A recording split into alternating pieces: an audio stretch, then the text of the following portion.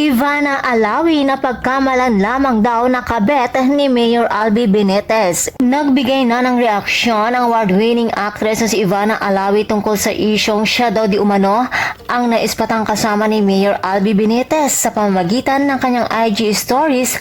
Tila pinabulaanan ito ni Ivana. Ibinahagi kasi nito ang isang quote na "A clear conscience laughs at a false accusation." Makailan nga lamang sa showbiz update ni Mama OG Diaz, naging topic nila ang award-winning sexy actress na si Ivana Alawi na kung saan ay iniuugnay ang pangalan niya kay Mayor Bacolod City, Mayor Albi Benitez.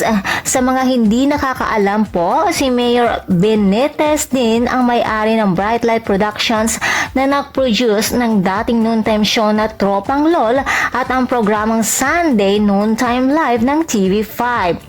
Subalit ayon naman sa ibang source na pagkamalan lamang daw pala si Ivana na siya ang kasama ni Mayor Albi.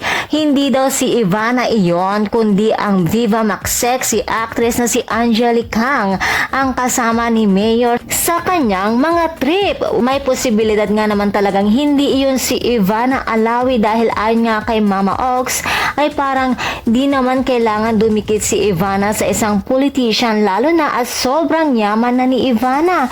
Ayon naman sa mga netizens, kung ang sinasabi naman nila ay si Angelique Kang iyon, ay parang iyon ang mas kapanipaniwala. Ay grabe naman kayo kay Angelique. Bukod pa sa isyong ito, kinaladkat din ni Sian Gaza ang pangalan ni Angelique Kang sa hiwalayang Bea at Dominic na agad naman nagbigay ng reaksyon dito si Angelique na tila nagulat ito sa pagkakadawit sa kanya. Ayon sa kanyang Facebook post, "Ang saya-saya ko dito sa Japan. Ang pagkagising ko maririnig ko na ini-issuehan mo na naman ako, Christian Albert Gaza."